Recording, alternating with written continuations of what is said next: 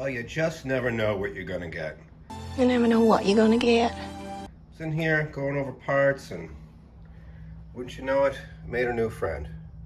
Well, I want to be friends. He or she doesn't want to be friends. This is an eastern milk snake. Very pretty snake. And it just decided to come hang out. So, pretty cool. He or she is not very happy, but we'll leave him or her alone so we don't stress him or her out and continue on with our day. It was a poor attempt at humor. Oh, you're back. And as always, I'm so glad you are. Welcome to part 3 of our 93 Mercedes here. If you missed the last video, please go check it out. I'd greatly appreciate it. Before we dive headfirst into this video, I'm gonna do a little chatting, which I'm sure you all love so much. Great news. We sold the 86 Ford. We made a nice little profit on it, and we sold it to a gentleman who is giving it another life. If you haven't seen that video on the 86 Ford 6.9 diesel, please go check it out. I'd greatly appreciate it. We found that truck sitting on a pig farm, literally in the middle of the pigsty. It had been sitting for 5 years, got it running and driving, drove it home, threw a few repairs at it, and moved it on. What's very interesting, it went from farm life to city life. That's right. The gentleman who bought it is now turning it into a service truck, and it is living in Cambridge, Massachusetts, which is right next to Boston in the city. Pretty amazing story, for me at least, and I couldn't be happier with the result. That truck is now living on with a new life in the big city. Who would have thunk it? Before we dive headfirst into today's video, I'd like to thank Mr. Perez again. Mentioned him in the last video. He has helped me greatly on this project. This is not the luxury edition, but the limited edition. So he informed me about that. He said this indeed did have front McPherson style struts, and he said these fog light lenses, bezels, trim rings, whatever you want to call them, they are replaceable. You can separate them from the headlight assembly, according to him, but I cannot find them. So if you know a source for this outer trim fog light integrated with headlights, plastic that is not super oxidized, obviously I'd like to source it new, but even if there's some used ones that don't look like this or have cracks in it, I will leave my email in the link, or just message me through, YouTube. If you're one of those people, like myself, who can't stand sitting in a puddle of their own sweat, you have my sympathies. If you're one of those people who loves the ultra heat and humidity, God bless you. I am not one of those. As I'm sure you know, the entire country has felt the wrath of record-setting heat the past week, and that would explain why my t-shirt looks like a wet trash bag. Just wanted to provide an explanation for looking a little disheveled. That said, let's get back into it. Alrighty, in the last video I left off stating we were going to check these wheel bearings. As stated in the previous video, this one doesn't spin as nice as the passenger side. This is driver's front. So let's just get into it and see what's going on.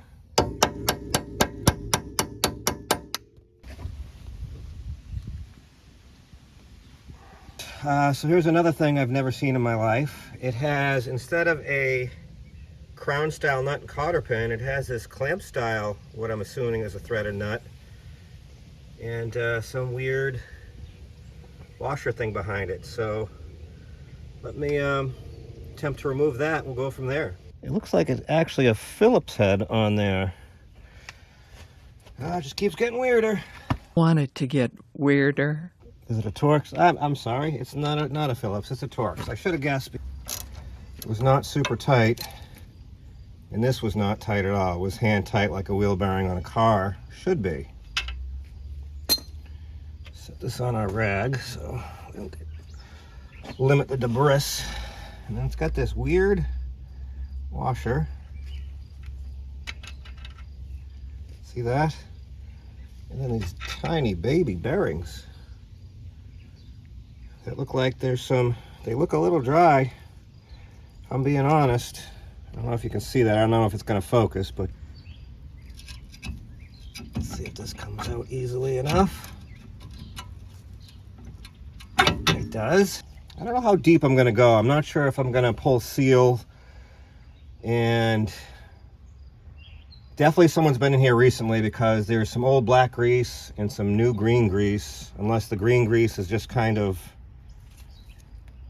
degraded a bit, but there is a ton of green grease inside the hub, which is good. I think what I'm gonna do is leave the seal because I don't want to go chase seals. There was no noise, it just had some resistance, and I think we're just going to throw some more grease at it. Let me clean this bearing up and take a look at it, and I'll make a decision. All right, as you can see there, it's a NTN AT Japanese bearing. As far as wear, it's very, of course it's not going to focus. There it goes. You see there's some dark spots in the middle. There's no scoring. It's very smooth. I don't know if that's heat. I'm not a bearing expert, but I'm going to say it's still good. There's no lines in it. There's nothing I can feel with my fingernail. So I'm going to just repack it at this point. Unless you guys that are experts tell me this bearing is junk, I'll change it then. But for now, I'm just going to repack it. We'll reset the bearing preload or whatever you want to call it, Torx, and go from there. Now, as far as packing of bearings, I see everyone do it by hand in their palm with no gloves on. I do not like grease all over my hands. These bearing packers are super cheap, and they do the job. So I don't know why. I don't know if it's just the way you were raised and the way you've learned that you like to do it in the palm of your hand with grease all over you, but I am not that guy. I like this little device. It works well. And yeah, so I'm gonna do it this way. As you can see there, the grease has been pushed through all the rollers, and we're now fully greased in all of 10 seconds. Again, love this little device. They're hay in the field, so it might get a little noisy as we continue here. Pretty neat though. Alrighty, I forgot to show it, but our spindle was in great shape. There was no scoring marks, anything, heat. It looked really, really good. Threw a bunch more grease in the hub, threw some more grease around the bearing on top of what we already packed, and then put our washer and lock, weird ass lock nut dealy thing. We're just gonna crank on this, spin this till we get all the excess grease out so we don't mess up our, I don't know what you call it, torque preload. It's escaping me right now. Help, put it down in the comments what the correct terminology is. Idiot. And once we do that, we'll just, hand tighten this and off to the races, and we'll see if there's any play in it. I'm gonna go do the other side. Once that is all set, if I find anything interesting, I'll bring it back in. If not, we'll continue to march. Passenger side front is identical. Spindle's in great shape. There's no, even though those lines are on there, there's nothing with my fingernail, nice and smooth. Bearing is, if it'll focus, pretty much, actually a little bit better than the driver's side, but pretty close to the same shape. No score marks, nothing bad.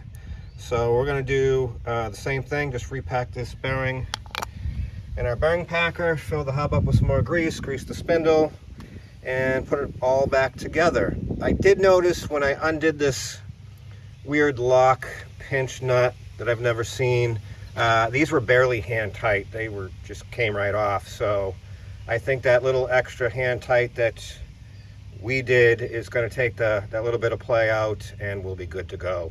Okay, so our front bearings are all back together, inspected. The outers have been repacked. I really didn't think it necessary to do the inners. I spun them in place in the hub. They felt great. Added some extra grease. We'll throw the dust grease cap back on and continue to march. Alrighty, well, we got a bunch of parts, including brake parts, sensors. We were able to have the rotors turned with no problem. I think it was 25 bucks a piece for O'Reilly's. New rotors were between 40 and 50. If you do the math, we saved a bit of money. Brake hoses We'll explain that later. Our radiator, gonna do a service. Got some brake lines, filters, and miscellaneous. So we got a lot to do, so let's get busy. I think because they're already all apart, we're gonna start with brakes. More specifically, brake lines. We needed the two rear done. So what we're gonna do is cut that. We'll start one at a time. We'll start with this is driver's rear, and we'll cut that, remove that fitting, and make up a new one. We have our old rear brake line cut out. We have our new one. We have our bender. We're only able to get a 20-inch. This measures 21. I was actually way off. When I measured it in car, I measured 18. So we're an inch off. Let's see if we can make it work. This is what I came up with. So there's the old, there's the new. As you can see, the new is different, and there's a reason for that. As previously stated, we were an inch shy, so we had to make that up in shorter bends, basically stretching the new one out. And to do that, I kind of had to get sketchy. When you're making these super tight bends, and at least in my cheap holder here, sorry about that, you're literally putting the fitting in the clamping device, but it didn't hurt the threads, and I was able to make that super tight bend with the bender. Just food for thought. So I already had it in the vehicle. I just wanted to show you guys beforehand. So after a little finagling, a little stretching, a little bending, let's go see what it looks like in the car. And here it is. Hard to see behind there, but there's our hose bracket. There's our line. I verified it's not going to hit anything, and I'm very happy with that. I know a lot of guys don't like brake lines. I really don't mind them. It's just a puzzle, and all you need is a cheap flare tool and a cheap line bender, and it's really nothing that, as I always say, if I can do it, you certainly can do it. It's not that daunting of a task. We got lucky in this one and made it work. Hopefully we can do it on the next side, and once I get that side done, I'll bring you back in. Like I said, driver's rear was 20-inch. I was only able to get a 30-inch line for the passenger side. We only have about, here's our old one. It is approximately 25 inches. So I don't think I can make up 5 inches and hide it somewhere, because it's pretty tight in there. I can't really coil it anywhere. So we're just gonna cut it where marked, flare it, and yeah, then it'll be ready to bend up. This is what I came up with. Pretty close to the same. I think mine's a skosh longer. Let's go see how it fits. Before I forget, on a couple side notes, I did go ahead and cut into the old brake hoses, and as you can see, they were not collapsed. However, they were severely rotted. So I'm glad we changed those. They weren't collapsed. On a side note, these brake bleeders seem to be unobtainium. Can't get them. 2 different part stores. We can find the right thread pitch. There's no listings. Length seems to be the issue. So luckily, so far, as mangled as that one looks, I was able to get it out, cleaned up the facets of the stud, screw, bleeder, and able to jam a 5/16 socket on there. Driver's side is in pretty good shape, so fingers crossed it goes as well as the front brakes. All right, as you can see, we got our brake hose connected to our brake line with our clip, and our brake line sneaks around our spring buckets, and then, I don't know if you're gonna be able to see, up in there, and it comes over to our junction block. Easy peasy, no big deal. Done and done. Let's continue to march. There's 1,000 videos on brakes, so I'm just going to show you one. I'm going to show you how I do it real quick. Actually, I'm just going to tell you how I do it quick, and then I'm going to do it. You don't need to see the process. It's brakes. If you can't do brakes, you're probably not watching this video. Like I said in the previous part of the video, we were able to have the rotors turn no problem. I did spray them with some WD-40 because it sat for a week, so I'll hit that with some brake clean and remove the oil. I might hit that with some brake clean, and then I'm just going to take some high temp brake grease, and I just hit all contact points. I'll come around here and hit that, because if you ever had to beat off a drum, insert tasteless joke here, you know it's a nightmare. So that just lessens the chance of the, not drum, rotor rather, seizing on there. As far as the caliper goes, what I do is I take a wire brush, and you can see down there where the pads contact, I just hit everything with the wire brush, clean it up a bit. This one has a weird piston where it has a high point and a low point, if you can see it there. If you know what that's for, let me know. And I'll hit that surface of the caliper piston with grease. I'll hit where my pads rest with some grease. Basically just hitting all contact points with grease to prevent noise, squeaks and whatnot, and seizing. It'll help the brake pads from seizing in there. And that's it, really. It's very, very, very mic proof. So yeah, I will get these rear brakes back together, and we'll go from there. New pads, rotors, brake hoses, brake lines, all installed, tightened, ready to be bled. No surprises. The only thing worth mentioning is that rotor bolt, I did put some anti-seize on. It did have what appeared to be blue Loctite on it, which I thought was crazy, but homie doesn't want to play that game. So we did some anti-seize, and now it'll come out next time. All right, let's move on to the front brakes. Front brakes, the same deal. Throw the rotor on, grease all your contact points, grease your slides, contact points. I had to do the hose. The line came right off, which was great news. Had to do the hose kind of in place here without removing the caliper because of this brake pad wear sensor. If you can see that is no longer a bolt. It's just rot. So I wasn't going to try and fight that to remove it. So I just temporarily put the caliper brackets back in place to have something to mount this to, and hose came right out. So no issues there. So that said, I'll just continue to put this back together, get the other side done, and continue to march. So we've run into our first issue. I'm going to try and get this on camera. Not sure if you can see that, but there's quite a wobble in that rotor. Like I said, I had these turned, and he said they were all good to go. So what I'm hoping is there's a piece of trash stuck in between the hub and the brake rotor. Gonna pull this caliper back off, pull the rotor back off, see what's behind it. Hopefully there's something.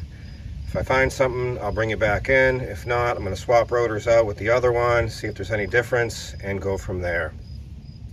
If this video seems hurried in every way, shape, and form, that's because it is. As stated in the beginning of the video, it is miserably hot. Today is no exception. I'm in the driveway on super hot asphalt with a patio umbrella blocking the sun as I work, and it's not fun. So my apologies if I'm talking extra fast. I'm just trying to power through this, get it done, and continue to march. As you can see, we do have a bunch of trash in here. I know it's hard to see, but I'm going to clean this up with some brake clean really well, and I'll clean this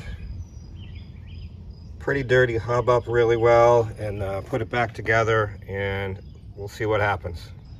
After cleaning the rotor and putting it back on, this was the result. I don't have any fancy machinist tools or gauges, but I do have a flower pot and a can of brake clean with a straw.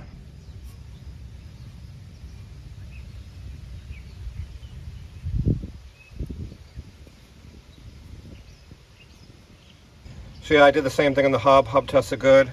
Put the other rotor on. That one's perfect. This one's off, which kind of irks me, because I asked them when he machined these with any issues. They said no. We're just going to run it for now, see how bad the brake pulse is, and go from there. Front brakes are now complete. We got our new hose in. One thing I love about these European cars that I just, time and time again, you kind of get what you pay for. The lines came right out. I've had multiple experiences, BMW, Mercedes, European cars. They just seem to use a better quality on pretty much everything. This car is umpteen billion years old, and that line came right out of probably what was the original hose. So I love that. Hose is in.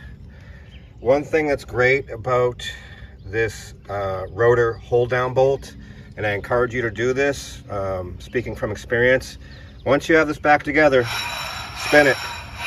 Make sure you're not rubbing on the backing plate anywhere. The noise you hear is just the rotor rubbing against the brake pads because they are touching. But I can't tell you how many times I've put it all back together and had a rubbing issue, usually a backing plate. But if you don't have the hold down bolt, throw the tire on, and just before you let it down off your lift or off the jack, give it a spin. Make sure there's no noise. That said, what do you want to do next? Oh boy, the knees are unhappy. We got radiator, we got drive shaft coupler, which I'm really not looking forward to do because we got to remove transmission mounting stuff out of our way just to expose it. We have the shift linkage bushings. I don't know how that's going to be. We got the starting issue, extended crank, and low idle that we have to dive into. And I think that's about it. I don't know. What should we do next? It's so hot. The sun is scorching, and I'm very fair-skinned. I don't want to do anything, to be honest with you, but it's got to get done. You may be wondering, what am I doing with this car? I'm going to drive it. This is going to be my daily driver for a bit until I find the next project. These do hold some value. I think I could make a good profit on it, but I need to get around. So this is going to be my daily for a bit. I'm a little excited for it because I've never owned one, and we'll see how it goes. Anyways, before I start to ramble, as I'm sweating profusely, You can't even think straight. I don't know, radiator, we'll just go, I'll figure out something. Okay, while pondering on my next move, I came across what is a pretty significant failure on this car thus far. Let's check it out. Oh boy. So that tube that's severely rotted and not much left in that spot is your radiator support. And it comes along here. It's welded in. And it looks like the radiator brackets where the radiator sits is welded to that, I believe. And yeah, that's not good. It's the most rot in this car so far. Why it rotted? No idea. Because it is welded. Moisture must have got in there somehow, sat in there, and that's the end result. Also, I saw this air duct coming from here, and I followed it. What is that for? And it's hard to see. It ends right there and literally blows on the motor mount. So it'd be interesting to know if it was an afterthought, an issue, or as they were testing, they were finding the exhaust manifold that was very close to the motor mount there was melting the rubber, so they added this duct in to keep that from happening. Pretty interesting.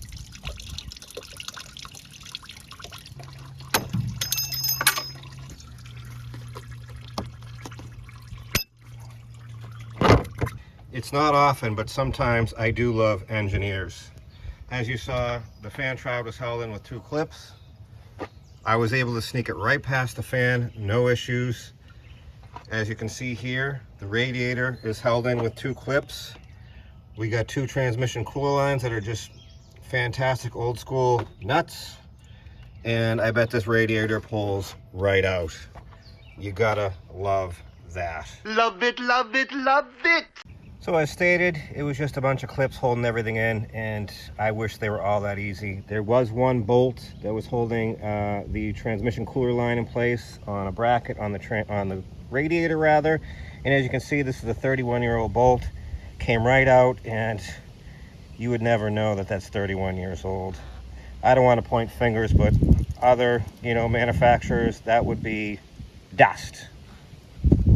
Another thing I just noticed for some reason, earlier, this is a Mercedes radiator. And it also has this 21 identifier in the radiator itself. I'm going to say that this is probably the original radiator. If you know what that means, if that's from the factory, let me know. So that is pretty neat. We're gonna remove all these rubbers. Actually, we have to go match our new Chinese one up and make sure it's the same.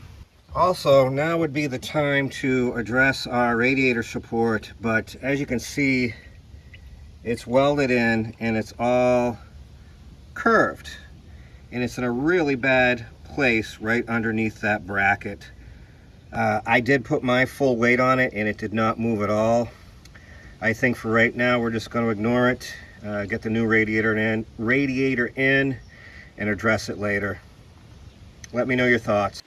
Penny for your thoughts. Great news, our radiators match up. We swapped over all our weird rubbers that I don't know what they do. We got one on the side there. We got one on the bottom. And obviously this is just a cheap Chinese $200 radiator. It weighs nothing, I'm pretty sure this is the original. It's much heavier and more stout. But yeah, let's get it installed. Radiator is now installed, and those clips are amazing. And if I had to pick a radiator to do on a hot day, this would be it. Amazingly easy. So I have this bad habit that I'm going to discuss now. Our coolant temperature gauge in the vehicle did not work. It always stayed peg. So I decided I'm just going to throw parts at it and not even test anything. I do that from time to time, especially when the part is, relatively cheap. So down there is where the coolant temp sensor was. The belt actually threw me for a big loop. I thought, let's see if I can get you in there. See that cap over the pulley? I thought you took that off and there'd be, some kind of bolt provision to move the tensioner in one direction and take tension off the belt. Well, it doesn't work that way on these. It is not a spring-loaded or hydraulic actuated belt tensioner. It looks like it because you can see the arm back there and you're like, oh, there's a hydraulic part of it. Nope. You loosen that 19 millimeter and down to the bottom middle of the tensioner, and then you come up here and there's a 13 millimeter and you literally unscrew it. It's a manual tensioner and you can actually adjust belt tension. Learn something new every day. Never seen this system before, but pretty interesting. As far as coolant temp sensors are concerned, these are massively different. Interestingly enough, made in Germany, Bayer, same as the radiator. I'm going to assume that this is the original one. This seems to have a sealing washer. It is a single prong connector, as is this. The thread pitch is the same, but we have it's exceedingly longer, and it has a taper, which I'm assuming that's what seals it, but I don't know that for a fact. So, can I use this one? I'm asking you guys, is this the correct one? This is what they looked up at the store. This is what they gave me. I wouldn't imagine that this part makes a difference, but I don't know. I'm not an expert. And how does it seal? Do I need some thread sealant on there, or is that taper seal the deal? I'm assuming the taper would, but please let me know. I'm just going to look up online and see if they all match this one, and then just go for it. So when I looked online, they all are this style. It must be a new design, but the difference, what I saw online, is they all had sealing washers. Mine does not, because, 2024. Quality control does not exist. So I just robbed the one off the old one. It seems to fit, and we're going to run it. All right, we got everything back together. Shroud is in, belt is tensioned, coolant temp sensor is on, installed. We have coolant being introduced to the system, and all is right in the world. Okay, what's next? Okay, so our drive shaft flex joint is way up in there, and I did have to watch a video. We got the motor transmission supported at the bell housing, which I think is fine. And in order to expose all our nuts and bolts for our flex joint, we have to remove 1, 2, I believe, I don't know if I can, those 2, and there's 2 more on the other side. We got to remove the transmission mount, and there's multiple bolts. I think there's 2 on that side. I did have to watch a video how to do this because I had no clue, as usual. So I think we take a bunch of bolts out and drop all this, and then we'll be able to see our nuts and bolts for this.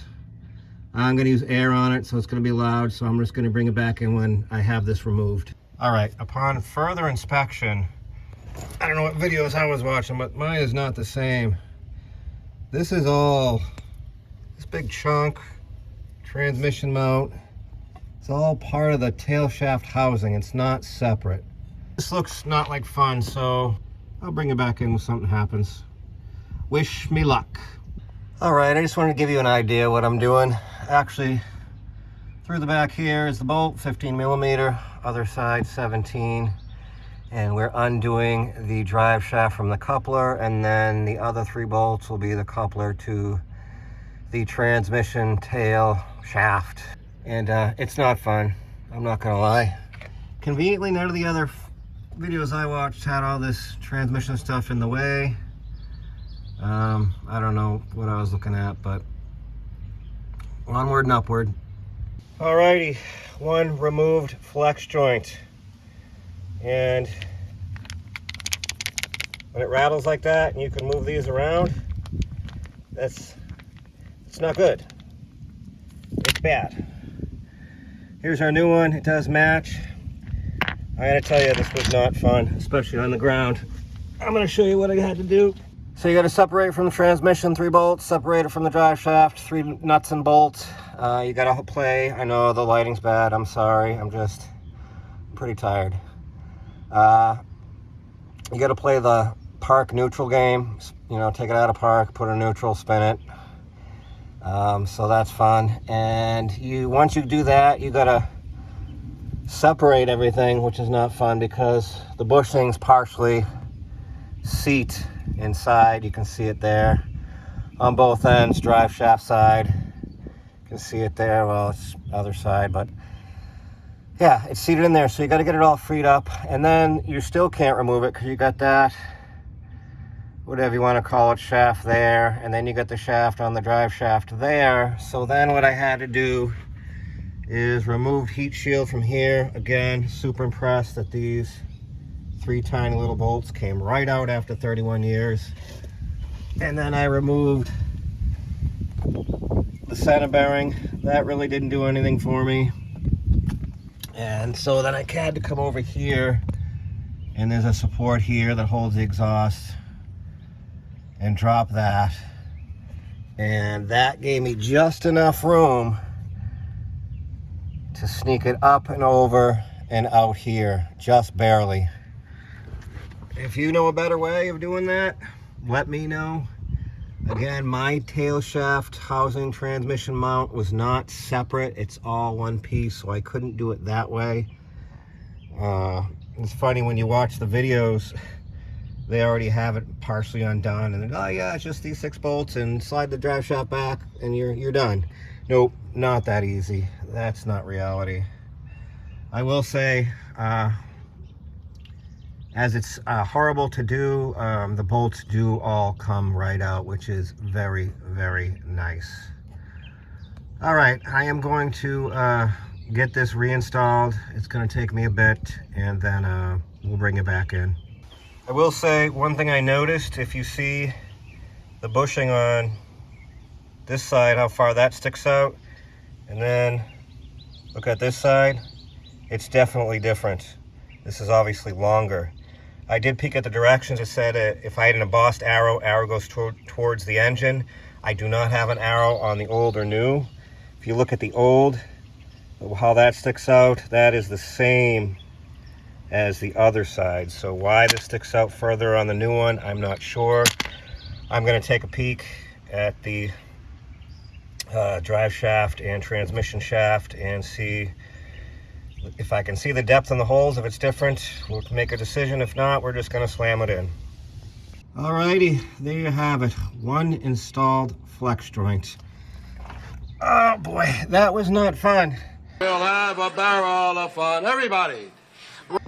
I was able to replace the transmission linkage bushing on this side. I just had a little rubber insert, actually pretty easy. And now, as you can see there, it's no longer rubbing or hitting the drive shaft damper. As far as the other side, which definitely needs it, you can't even see it, and there's no way to get to it. It's kind of in the middle of the transmission pan, up and in, and you would have to drop this transmission to be able to replace said bushing. But it is what it is. We got one in, and I'm happy with that. We're not gonna have a rattle. Our flex joint is in. I will say this was not fun. Our rear flex joint is good, and while I was in here, I did our center bearing, and that was also good. All right, we're kind of in the home stretch here. Let's not give up yet. Yeah, by throwing in the towel. All the brakes have been bled, and while I don't love the pedal, there was no more air in there. Did it several times, and we won't know until we road test. I don't think you have to bleed this ABS motor. My two brain cells were working, and I believe back in the day, some of these ABS motors you had to bleed. Correct me if I'm wrong. I don't see any bleeders on here. Pulled the cover, that's just relays. So until we road test, I don't know about the pedal yet. Moving forward, all we have left is run the car, get the air out of the coolant system, and deal with this expletive of a very early electronically controlled fuel injection system. Now, I've watched a bunch of videos, and for rough low idle, there's not a lot of videos. And what's interesting, there is a ton of shorts that are saying, help me. So I don't know. My head was spinning after watching a few of these. If you want to test fuel pressures, you got to go into here with this spaghetti maze of, shut-off valves and weird line to test fuel pressures, and it's got to be bar, and it can't be fuel pressure, PSI. And then, you got idle air control, which I think is back there. You can test on that, or that can be at fault. Fuel pressure regulator, couldn't find a lot about it. There's a spring and piston in there, and you adjust it through here, and it's line in, line out, and I guess everyone confuses that with a vacuum line, but it's not, it's just a vent line. I guess it's been proven, watch the video. But as far as I'm concerned, this car has been sitting 2 years. A lot can happen, so we're gonna start simple. What's the old thing? Keep it simple, stupid. Means keep it simple, stupid, not kiss. We're gonna take some throttle body air intake cleaner. You can see how dirty that is. We're gonna clean that, clean the inside. If you remember from the first video, we just drove this thing home with who knows how old of fuel in it. So we're gonna dump some fresh fuel in it. The previous owner did state that he dumped some fuel injector cleaner in here. I think there's something under there. You pull that plug and there's something in there you adjust, not sure. But yeah, we have a extended crank, low idle situation when cold. Haven't changed fuel filter. Some people say it's the fuel accumulator. It could be a myriad of things. So like I said, let's keep it simple. We'll start by cleaning the throttle body here, or air meter, or whatever this crazy thing is, and just baby steps. Baby steps. On this one, especially from me. If you have any advice, it's more than welcome, because I know very little about it. It seems, in my mind, super complicated, with all sorts of early electronics and mechanicals mixed together. So now that I'm rambling, let me get this cleaned, and let's get it fired up, warmed up so we can do an oil change, get this coolant circulating so we can bleed the air out of that, and then we're getting ready to give this thing a road test. We got everything cleaned up the best we could. It was quite dirty inside, but now you can see we're really clean. I did also go ahead and clean up the fuel pressure regulator so we can keep an eye on that and figure out why it was so oily. I also discovered the horn doesn't work.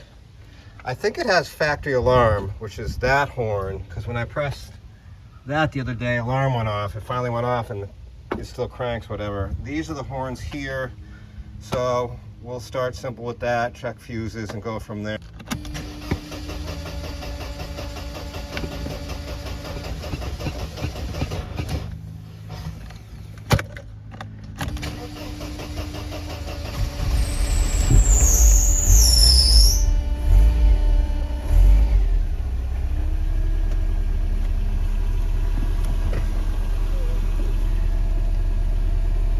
So as you can see there, extended crank. I have my foot on the fuel, on the gas pedal. This is what happens when we let off.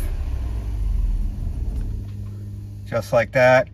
You can see our coolant temp is still pegged, so shame on me for throwing a temp sensor at it, but I deserve it.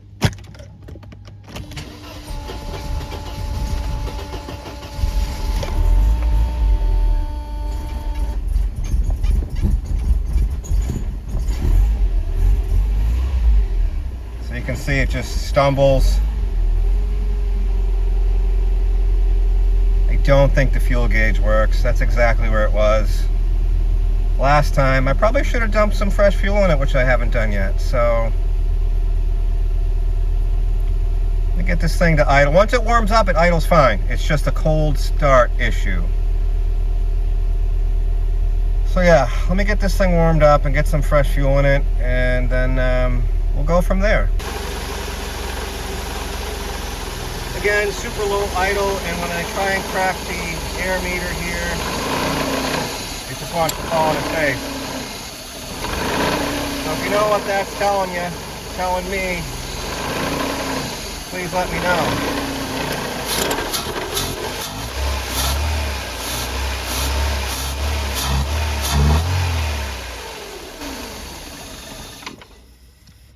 So yeah, those are our symptoms right there. Fuel filter, fuel accumulator, bad fuel pressure regulator. I guess this potentiometer. Wow, I can't even say it. You know the things that are in there if you know. I'm not even going to try anymore. Is it that? Is it our idle air control? Do we just unplug that and see if it makes a difference? I don't know. Cold startup valve. It could be so many things. So again, if you know, let me know. So some interesting side notes. I put 3 gallons of fresh fuel in it and we went to full, and I could hear it getting full. So fuel gauge does work, and we just have a tank of really old fuel, which is probably not helping the situation. So hopefully that 3 gallons of 93 octane will help. As you can hear, it is struggling to idle. Another good news, horn works. Apparently it does not work without the key. Didn't know, but that's great because that's one less thing I got to diagnose. Oil is draining, and it's a good thing we checked because that drain plug, which appears to be aftermarket, was finger tight. And when I say finger tight, I mean finger tight. That's pretty scary, but we caught it, so that's good. I did have to remove a jack stand because it was in the way. So it's actually picking on the whole side of the car up, so that's fine. It'll be fine. Everything's fine. I'm gonna let this drain out, go have lunch, and hopefully the thing's not on the ground by the time I get back. Wish me luck. Oil change complete. Air filter housing back on. We went with a Wix filter, and we went with 5W40 Mobile 1, in case you were wondering. Our wheel studs have all been torqued to, I believe it was, according to the internet, 110 Newton meters or 81 foot-pounds. So those are all torqued on. Calls for 5.5 quarts. We put 5 in. We'll take it for a ride and see what happens. The only thing I'm nervous about, I don't have an inspection sticker, and there's sticklers about that in Massachusetts, and we don't have a temp gauge. So I'm pretty sure this thing hasn't burped yet. This hose is like super duper squishy, which I don't like. The coolant level hasn't really dropped, so that's the bad news. Good news is I don't see any leaks anywhere as far as brake lines, brake hoses, coolant temp sensor, coolant hoses, transmission lines all seem to be dry thus far. So nothing left to do except close the hood, see if it has brakes, and take it down the road. All right, so my phone holder doesn't really fit on the super not deep dash, so we're just gonna take you for a ride for a minute and go from there. So far so good.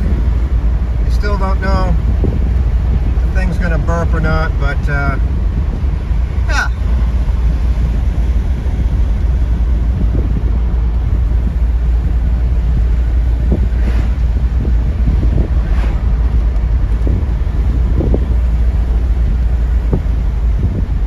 Over 1,000 RPM, it's super smooth. It's just low, rough idle.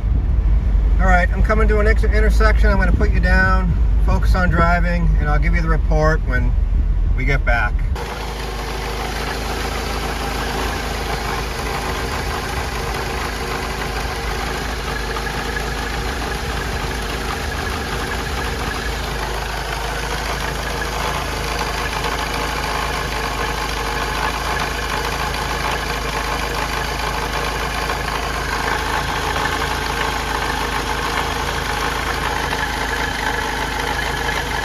Progress report. Scotty, progress report. We got updates. Took it for a ride, and you saw there by the temp gauge about 170 on both hoses, and that's great news. I don't know if you can see over there, fluid level has gone down. I'm going to say it burped at this point, so that's fantastic. We're not overheating. What else? Once it's warmed up, it's still low idle, but it will not stall. It runs okay.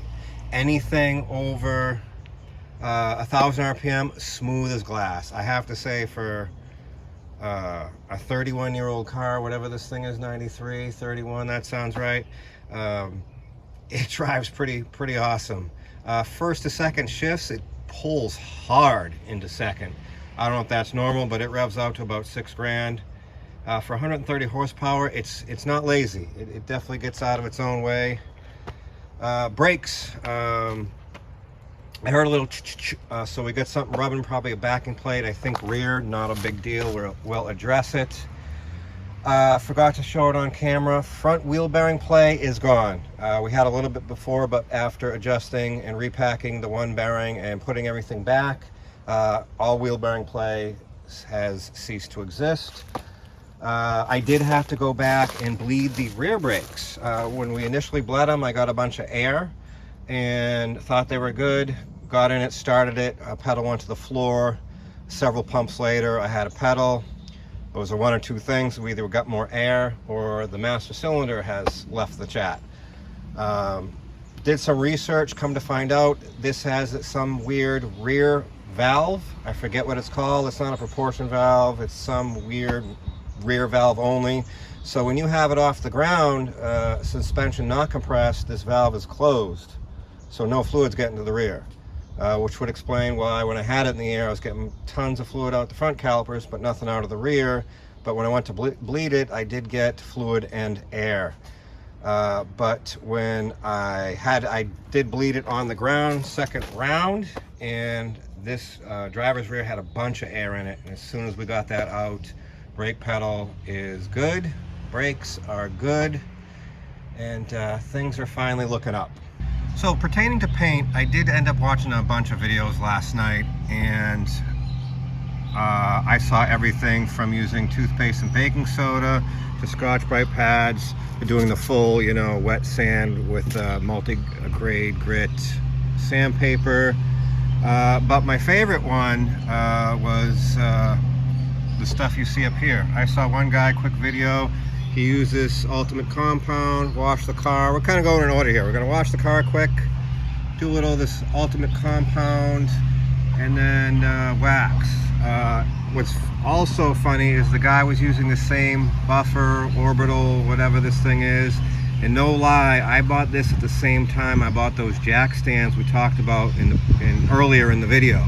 That thing's got to be at least 20, 30 years old. And I still have it, and it still works. I rarely use it, but this is the pad we're using. I know this is, I don't think this is right. I think we're supposed to be using a wool pad, but beggars can't be choosers, and I'm not gonna go buy anything else. As you can see here, I could literally scratch this off with my fingernail. So this is really, I don't know if you can see it on camera, but it is a thick layer of oxidation. Now, me not being an expert at all, hence the name of the channel, there are multiple reasons why I named the channel I did, but we'll get into that later. Do I hit it with a Scotch-Brite or in this super fine grit? I don't even know what it is. I think it's 2000 grit. Do we hit this to knock some of this real thick oxidation down first, you know, with some water? Not sure, but I don't know. They're haying today. It's super loud. I'm not going to do a lot of filming. You know the motion of buffing. I see people saying crisscross pattern back and forth. We're just, you know, the paint's already beat. It's the clear coat is gone. We're just trying to get rid of this white oxidation so it looks a bit nicer and go from there. So the video I liked mainly because I pretty much had everything in stock. I don't even know why or how I have this, but I have it. He stated you start out with dipping the buffer in water, which I've done. We wash the roof, always doing it a section at a time and in the shade. And then we're just going to take some of this compound or ultimate compound. Try not to get it all over the car. And then he also took it and put it on the area he was, you know, polishing, buffing, whatever you want to call it, and rubbed everything with his fingers. He kind of did this, and then he also rubbed it in.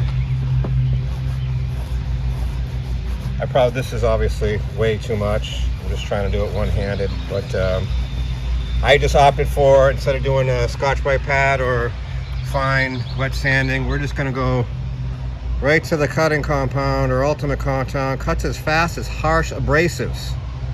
So we're just gonna go for it. I don't think we were supposed to be wet, but we still are, so that's what I'm going for. We'll come back and do the rest. And like I said, it's super loud here today and windy. Got landscapers, they're over there haying. So I'm just gonna get into it and I'll bring you back in when we get something accomplished.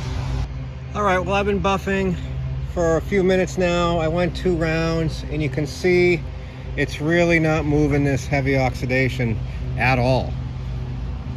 I mean, it's a bit nicer where there's actually some paint left, but I think we got to step up our game. I think what I'm going to do is just come to, like, you can see that one spot there, and take a blue Scotch-Brite and some water and see if we can just get this real thick oxidation and see what it does.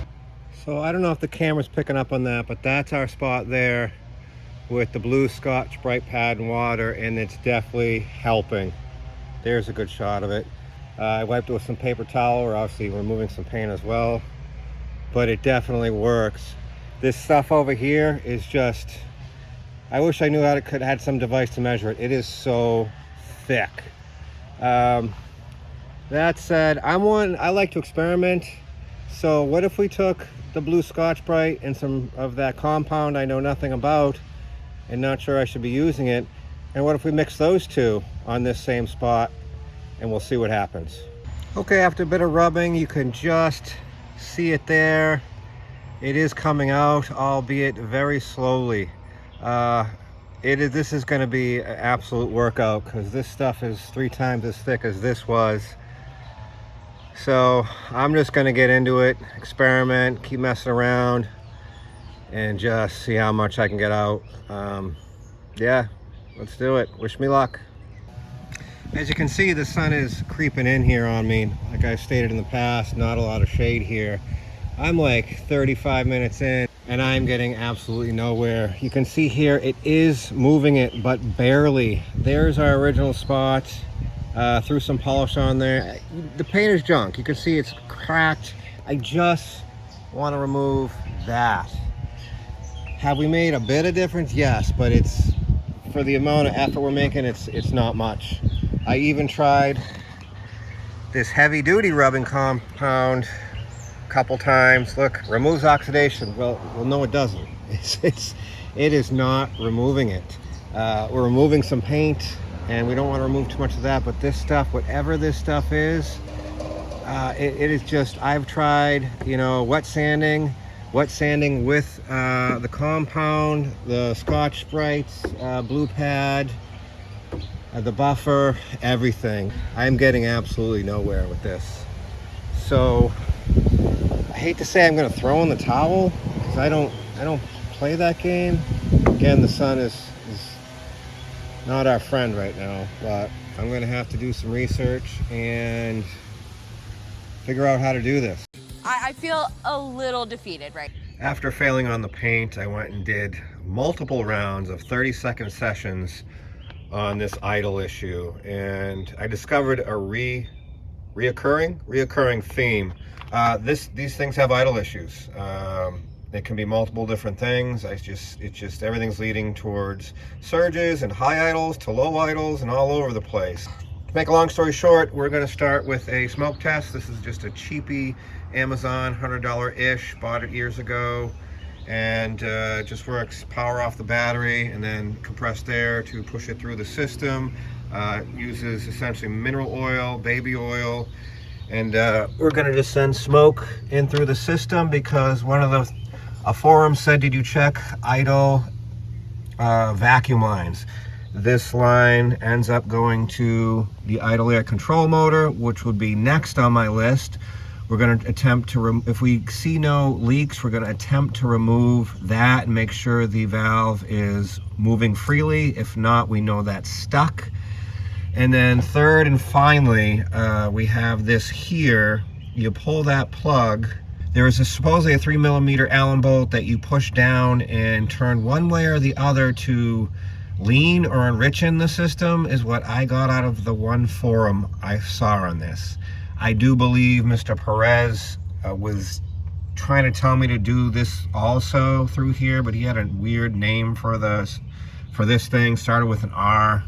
I couldn't really understand it, but that will be our third attempt. And if all else fails, I'm not sure. You're really not supposed to, according to forums, because that's all I can find, you're not supposed to mess with the idle. This is all supposed to be automatic, do everything it's supposed to do. But it's also, what is it, 31 years old? And this is an early system. Again, Mr. Perez says this is one of the first systems, first electronic ignition systems ever on the market. And usually the early systems, well, they don't really pan out well. Example, GM, Chevy, throttle TBI injection is what I'm trying to say. So let me stop rambling. Let me fire this thing up, and I'll bring it back in if I find anything interesting. As you can see, I couldn't really find a way to seal that, but as I'm sitting here, there is no other obvious leaks, so I'm going to rule out vacuum leaks, which is good but bad.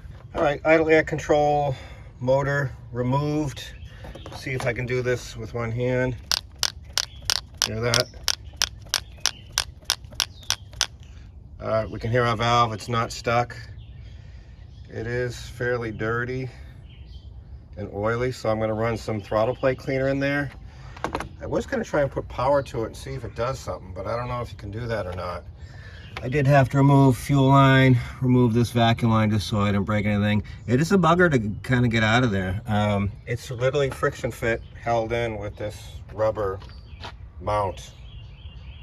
Kind of interesting. So I'm going to clean that up, and I'm going to kind of roll that out as well. It's doing something. It's moving. Does that mean it's good? I don't know, but you put power to it and it physically does something inside. I guess these are a common failure. There's a valve moving in there. It's just a guess because I really am not sure, but I'm gonna say that we can rule the idle air control out since it is doing something. You let me know. I'd appreciate it. So it's the same but different. Or when we touch this, toilet flapper air meter, when we barely touch it, would immediately die. Now listen.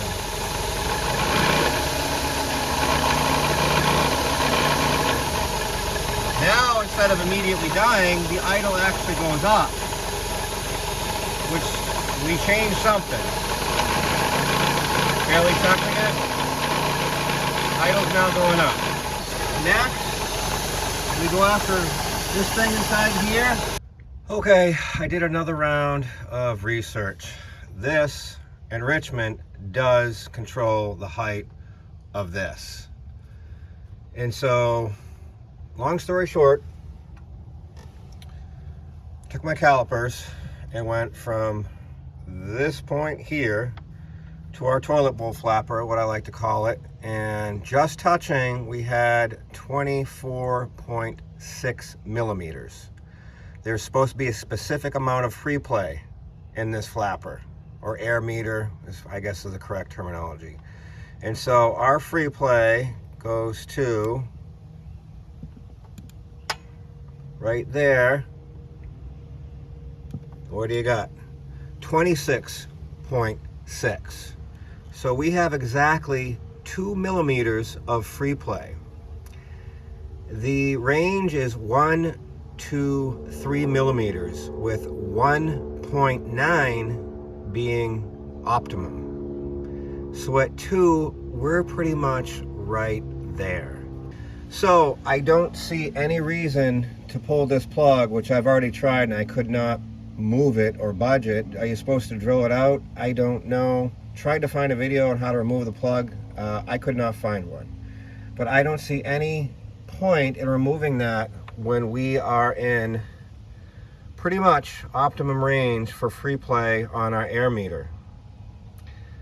So that begs the question, what next? That said, I'm going to continue to do more research. I'm going to ask you guys if you're into this, you know about these. Mr. Perez, if you're listening, after I just went over all this, what's your opinion and where we should go from here? I'm not sure. I know this video is probably running super long at this point. Will this never end? Couple things to note. This top radiator hose, I don't know if this thing was ever overheated, but if you listen, it's very squishy and weak, and it seems like it has a bit of a bulge right here. Probably going to replace on that. If you come to this side, this feels much nicer. Doesn't make a bunch of weird noises like the integrity is gone. It's shit.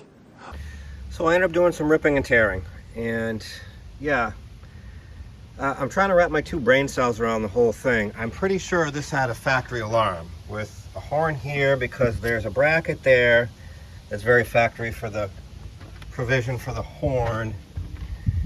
And then you got this doodad thing when you open the hood or something happens, the alarm goes off, and that looks like it goes into some, albeit tape, maybe not, I don't know. Maybe none of it was factory, it was all aftermarket, but it's weird that it had that bracket there for the horn, unless that was for something else and they removed it. I don't know. Maybe it was an aftermarket alarm system. It says like Meowco or something. But it's weird. The if you look at this exoskeleton, I can't even talk. Sorry. If you look at this, you come in here.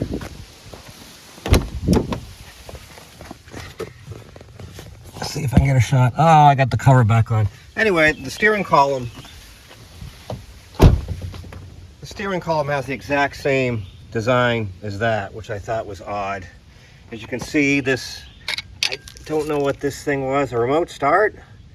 This thing was outside over here, and I finally really looked at it and like, oh, that's not factory, someone did that. And then part of the alarm was that cable that went to here.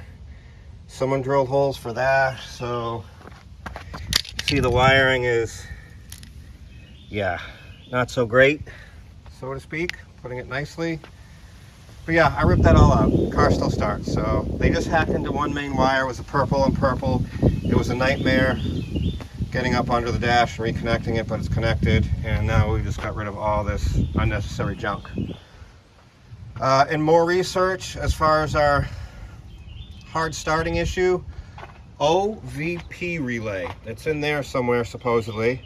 It's an over voltage protector. It's kind of like a surge protector is what I got out of it. Well, what that does is it provides power to your IAC and your cold start valve. Yeah, it provides power. So if it's bad, I haven't checked for power on that. I believe what I looked up is cold start only works on low ambient temperature. So I guess it's got to be pretty cold for that thing to even activate. So I guess what next move is to locate the OVP relay and see if it's any good.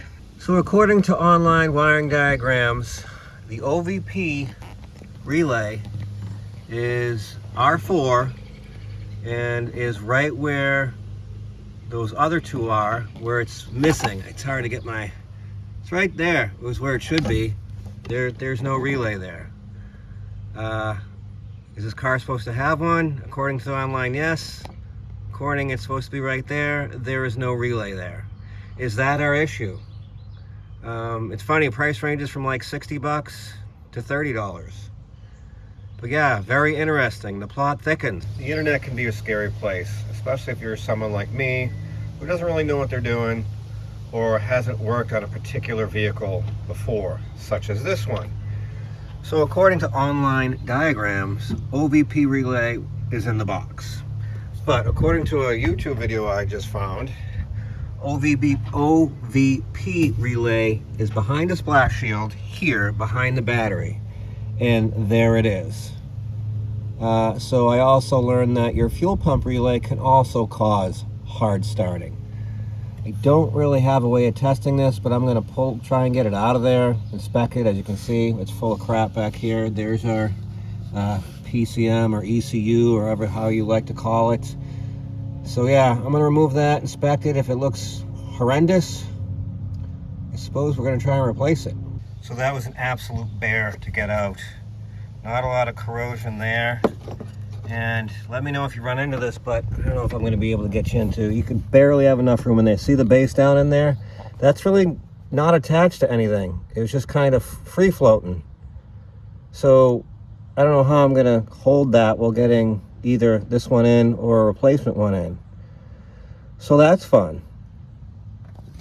Also, good news. We got great news. The fuse on top of this thing, well, let's see if we can get it to focus. Probably not. Focus. You see it there? It's blown. So now what do? Do we replace it, or do we simply put a fuse in this one? Yeah, it's not going to focus. I'm pretty sure. Focus. That this is the original one. So like I said, what do? I put some of these needle nose and I crimped it pretty good, so I don't know if I damaged anything inside. So I saw some online for 20 bucks, so I'm assuming parts store is going to be 30 to 40. For 40 bucks to, I don't know. Do I just throw a fuse and see if it works and you know, go rounds fighting this thing, or do I just replace it? Oh, decisions. I guess let me call and find out how much it is. According to the online, this is supposedly super easy to get to and to do, and it just unplugs. Well, it's not. I had to remove those two massive relay things, whatever do. I don't know if those are fuel pump relays or whatever they do. And then I like to remove these two massive harnesses that go to the computers, but they unclip real easy, but they don't unclip from the other end for some reason. And then the OVP relay, actually, you can kind of sort of see it there. It has two metal arms that sit inside the grooves on the case of the computer holder. And you're supposed to plug it in from underneath. But as you can see, how am I going to get my fat fingers in there? I'm tired. I'm getting tired. This thing is draining me. Oh, and don't feel defeated. Quick. I'm going back with the old one because I just put a fuse in it because O'Reilly's is 2 weeks away and 30 bucks plus 12 shipping Pelican Parts is 20 bucks. Don't know how much for shipping. I'm sure that's at least a week away. So while I'm probably going to order another one, let's just put a fuse in it and attempt to plug it back in and see what happens. Please, on this one, wish me luck. All right, I did figure out how to get the computer out. There's that little spring-loaded door, and that allows you to tip the computer up and release the connector. This was definitely not as easy as online says, because as you see, that fits in a groove. You then somehow have to hold that plug. There's no pin in that corner nearest me, so I kind of held that with a pick and a screwdriver and just very carefully plugged it back in. Probably all for nothing. I got a fuse in it, the relay's plugged back in. We're gonna put all the fuses and whatnots back together, computers, put the battery back on, and see if we blow the fuse, I guess. Wish me luck. And are you ready for this? Watch the RPMs. Look at it. Didn't touch the throttle, didn't have to touch anything. Before it was idling at 500, now look at it. It's searching for whatever reason and surging, but it fired right up. Ladies and gentlemen, we found the issue.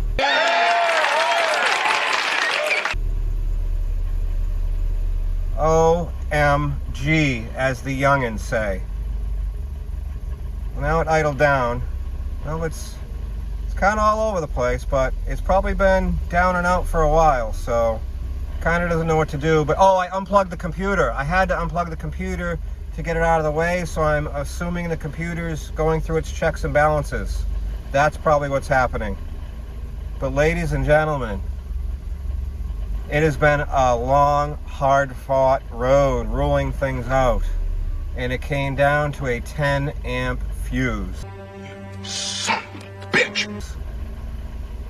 Wow.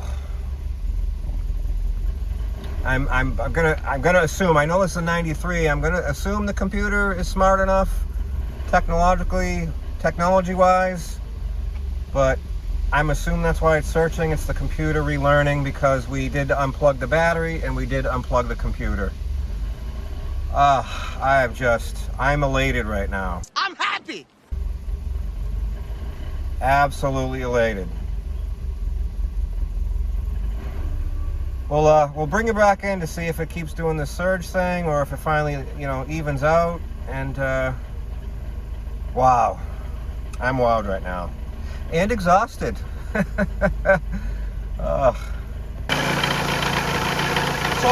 after the computer did its checks and balances, so to speak, we have a normally idling engine, and it's running pretty damn good. All that time and effort for a 5-cent 10 amp fuse. Who knew? Now we do. So there you go. If you hear that noise, I hear it too. I got my handy dandy mechanic stethoscope. I was praying it wasn't the water pump. It is indeed the alternator. I put it on the front, not so bad. The back absolutely sounds like a bag of rocks.